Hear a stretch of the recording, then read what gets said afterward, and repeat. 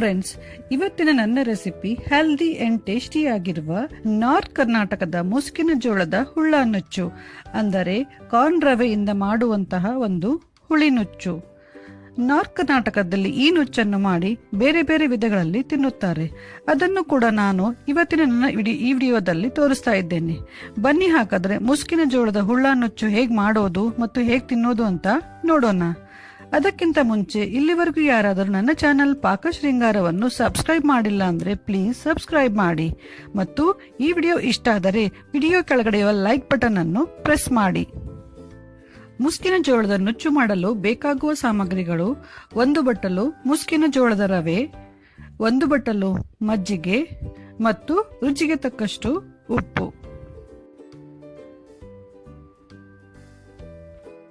ಮೊದಲು ಒಂದು ಪಾತ್ರೆಯಲ್ಲಿ ಮುಸ್ಕಿನ ಜೋಳದ ರವೆ, ಮಜ್ಜಿಗೆ, ಉಪ್ಪು ಎಲ್ಲವನ್ನೂ ಹಾಕಿ ಚೆನ್ನಾಗಿ ಮಿಕ್ಸ್ ಮಾಡಿ.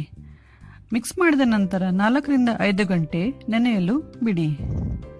ಬೇರೆ ಧಾನ್ಯಗಳಿಗೆ ಕಂಪೇರ್ ಮಾಡಿದರೆ ಮುಸ್ಕಿನ ಜೋಳ ಸ್ವಲ್ಪ ಗಟ್ಟಿ ಇರುವುದರಿಂದ ಇದನ್ನು ನೆನೆಸಲೇಬೇಕು.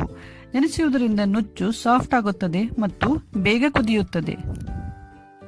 5 ಗಂಟೆ ಆಗಿದೆ. ಇವಾಗ ನೆಕ್ಸ್ಟ್ ನಾನು ಒಂದು ದೊಡ್ಡ ಪಾತ್ರೆಯಲ್ಲಿ ರವೆ 2 ಪಟ್ಟಷ್ಟು ನಾನು ನೀರು ಕುದಿಯಲು ಇಟ್ಟಿದ್ದೀನಿ. ಇಲ್ಲಿ ನೀರು ಚೆನ್ನಾಗಿ ಕುದಿಬೇಕದು. ನೀರು ಚೆನ್ನಾಗಿ ಕುದ್ಮೇಲೆ ಮುಂಚೆ ನೆನೆಸಿಟ್ಟಿರುವ ರವೆ ಅನ್ನೋದ್ರಲ್ಲಿ ಸ್ಲೋಲಿ ಹಾಕಬೇಕು. ಹಾಕ್ಬಿಟ್ಟು ಚೆನ್ನಾಗಿ ಮಿಕ್ಸ್ ಮಾಡಬೇಕು. ಮಿಕ್ಸ್ ಮಾಡಿ ಗ್ಯಾಸ್ ಸಿಮ್ಮಲ್ಲಿ ಇಡಬೇಕು. ಸಿಮ್ಮಲ್ಲಿ ಇಟ್ಬಿಟ್ಟು ಕಂಟಿನ್ಯೂಸ್ ಆಗಿ ಕೈ ಆಡಿಸ್ತಾ ಇರಬೇಕು. ಈ ನುಚ್ಚು ಬೇಗ ತಳ ಹಿಡಿಯುತ್ತದೆ. ಸ್ವಲ್ಪ ತಳ ಹಿಡಿದ್ರೂ ಕೂಡ ಅದು ಸೀದೋದು ವಾಸನೆ ಬರುತ್ತದೆ. ಆದ್ರಿಂದ ಕಂಟಿನ್ಯೂಸ್ ಕೈ ಆಡಿಸ್ತಾ ಇರಬೇಕು. ನುಚ್ಚು ಚೆನ್ನಾಗಿ ಕುದೀತಾ ಇದೆ. ನುಚ್ಚು ಕುದಿಯಲು 15 ರಿಂದ 20 ನಿಮಿಷ ಬೇಕು. ನುಚ್ಚು ಸ್ವಲ್ಪ ಗಟ್ಟಿಯಾಗುವವರೆಗೂ ಕುದಿಸಬೇಕು. ಈಗ 20 ನಿಮಿಷ ಆಗಿದೆ. ನಮ್ಮ ನುಚ್ಚು ರೆಡಿಯಾಗಿದೆ. ಈಗ ಗ್ಯಾಸ್ ಆಫ್ ಮಾಡಿಬಿಟ್ಟು ಇದನ್ನು 5 ನಿಮಿಷ ಮುಚ್ಚಿಡಬೇಕು. ಈಗ ರೆಡಿಯಾಗಿರುವ ಈ ನುಚ್ಚನ್ನು 3 ವಿಧದಲ್ಲಿ ತಿನ್ನುತ್ತಾರೆ.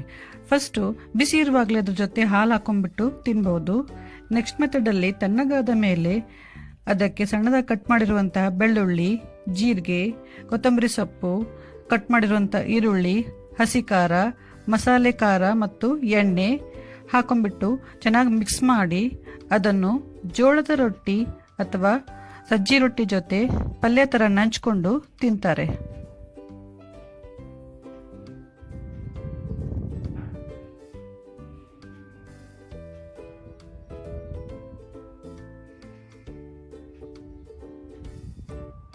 ಈಗ ಲಾಸ್ಟ್ ಮೆಥಡ್ ಅಲ್ಲಿ ತಣ್ಣಗಾಗಿರುವ ನುಚ್ಚಿಗೆ ಮಜ್ಜಿಗೆ ಹಾಕೊಂಡ್ಬಿಟ್ಟು ಅದ್ರ ಜೊತೆ ಉಪ್ಪಿನಕಾಯಿ ಹಾಕೊಂಡು ತಿಂದ್ರೆ ಅದು ಕೂಡ ತುಂಬಾ ಚೆನ್ನಾಗಿರುತ್ತೆ.